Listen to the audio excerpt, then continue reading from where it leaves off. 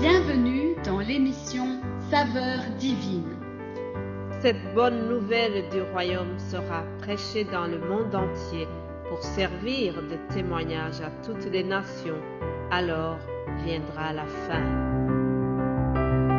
Ce pain céleste vous est présenté par Immaculée Niraneza.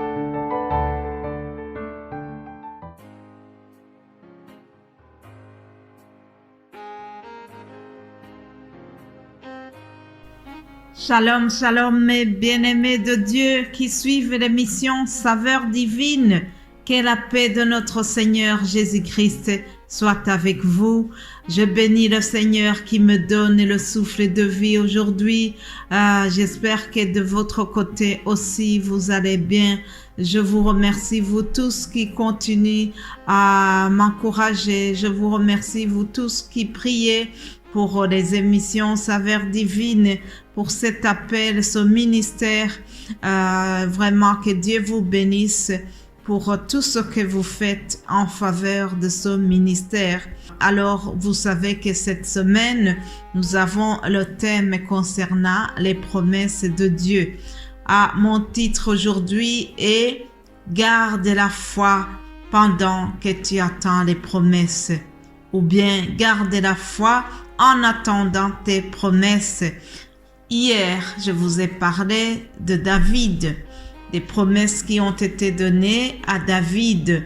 Dieu est fidèle, Dieu est juste, il accomplit ses promesses. Oui, chers amis, David a eu ses promesses et aussi aujourd'hui, nous allons voir un autre personnage qui est Abraham. Abraham, d'ailleurs, dans les versets qui nous ont donné ce thème, qui se trouve dans Romains 4, il s'agit de la foi d'Abraham. Je lis à partir du verset 18, « Espérant contre toute espérance, il crut et devint ainsi le père d'un grand nombre de nations selon ce qui lui avait été dit. Telle sera ta postérité. » Et sans faiblir dans la foi, il ne considéra point que son corps était déjà usé, puisqu'il avait près de 100 ans et que Sarah n'était plus en état d'avoir des enfants. Écoute le verset 20. Il ne douta point par l'incrédulité au sujet de la promesse de Dieu, mais il fut fortifié par la foi, donnant gloire à Dieu et ayant la pleine conviction que ce qu'il promet, il peut l'accomplir. Alléluia. Ce que Dieu promet, il l'accomplit quoi qu'il arrive. Chers amis, il y avait beaucoup de choses qui pouvaient faire douter Abraham. Toutes les conditions étaient réunies pour qu'Abraham se décourage. Mais en attendant sa promesse, il a gardé la foi. C'est pour ça aussi aujourd'hui, je voudrais que tu retiennes ceci. Nous devons garder la foi en attendant ce que Dieu nous a promis. Voyons la promesse d'Abraham, comment cela a commencé. Tout prend racine dans le livre de Genèse. Genèse 17, c'est là où nous voyons les promesses données à Abraham. Dieu les a confirmées plusieurs fois, mais je vous propose de lire dans le chapitre 17. C'est un long texte, mais il faut vraiment qu'on relise cela, car c'est là où se trouve vraiment une concentration de ces promesses d'Abraham. Genèse 17 au verset 1 jusqu'à 8. Lorsqu'Abraham fut âgé de 99 ans, l'Éternel apparut à Abraham et lui dit, « Je suis le Dieu Tout-Puissant, marche devant ma face et sois intègre. J'établirai mon alliance entre moi et toi, et je te multiplierai à l'extrême. » Abraham tomba sur sa face, et Dieu lui parla en disant, « Voici mon alliance que je fais avec toi. Tu deviendras père d'une multitude de nations. On t'appellera plus Abraham, mais ton nom sera Abraham, car je te rends père d'une multitude de nations.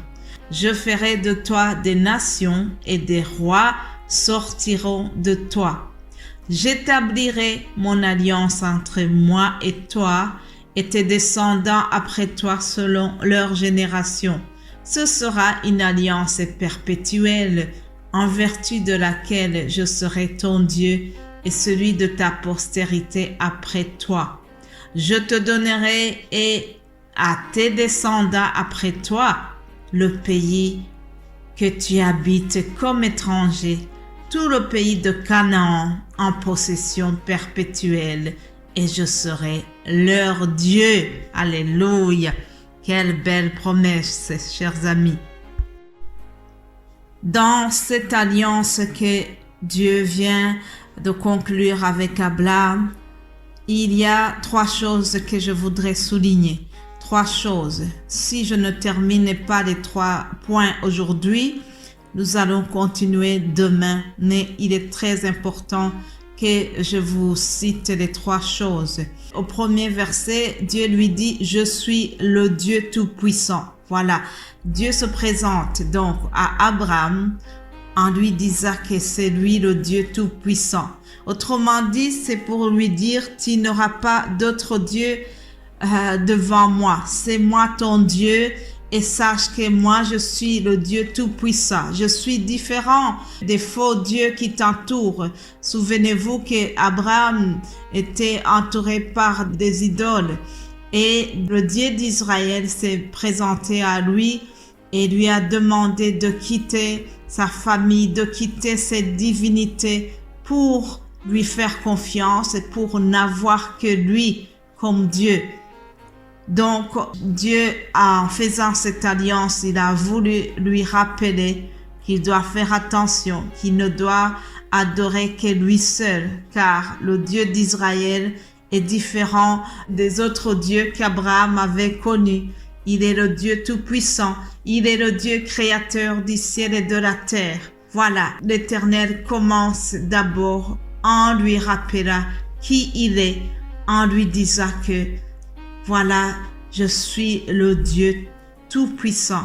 Tu ne dois suivre que moi. C'est moi ton Dieu. Oublie les autres qui sont aux alentours de toi. Voilà, c'est ce que Dieu veut de nous aussi. Il doit être notre Dieu. Rien d'autre ne doit venir prendre la place de Dieu dans notre cœur. Et la deuxième chose, Dieu lui a dit, marche devant ma face. Marche devant ma face. Ça, c'était une deuxième condition que Dieu lui a donnée. Avant de donner la promesse, il lui a donné cette condition, marche devant ma face. De la même manière que il le dit à Abraham, à nous aussi, Dieu s'adresse à nous de cette façon. Il veut que nous marchions devant lui.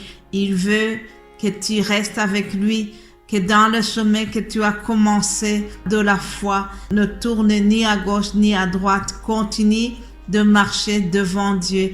Continue d'être dirigé par lui. Ne te laisse pas distraire par autre chose. Fais confiance à ton Dieu et marche toujours devant lui. Alléluia. Mes bien-aimés de Dieu, lorsqu'on marche devant la face de Dieu, on ne va pas boiter. Lorsqu'on marche devant sa face, nous n'allons pas trébucher. Lorsque nous marchons devant la face de Dieu, il va nous rassurer et il va mieux nous conduire. Mon frère, ma sœur, si nous marchons toujours devant la face de Dieu, voilà ce qui va nous arriver. Ça, c'est le psaume 121 au verset 3 et 4 qui nous dit « Il ne permettra pas que ton pied chancelle. Celui qui te garde ne sommeillera pas. Voici, il ne sommeille ni ne dort. Celui qui garde Israël, celui qui te garde ne permettra pas que tu chancelles. Celui qui te garde ne sommeille ni ne dort. » Voilà pourquoi nous devons toujours marcher devant sa face. C'est là où il y a la sécurité totale. Je vais terminer ce message ici et nous allons continuer demain pour terminer ces promesses données à Abraham. Je ne voudrais pas alourdir ce message. Je le divise en deux et demain nous allons terminer la semaine avec cela. Voilà, passez une excellente journée. Je vous souhaite vraiment de continuer à méditer sur ces paroles. Je termine en vous disant, si Dieu vous a promis quelque chose, gardez la foi. Oui, Dieu ne ment pas. Ce qu'il a promis, il va l'accomplir. Alléluia. Soyez bénis au nom de Jésus-Christ. Amen.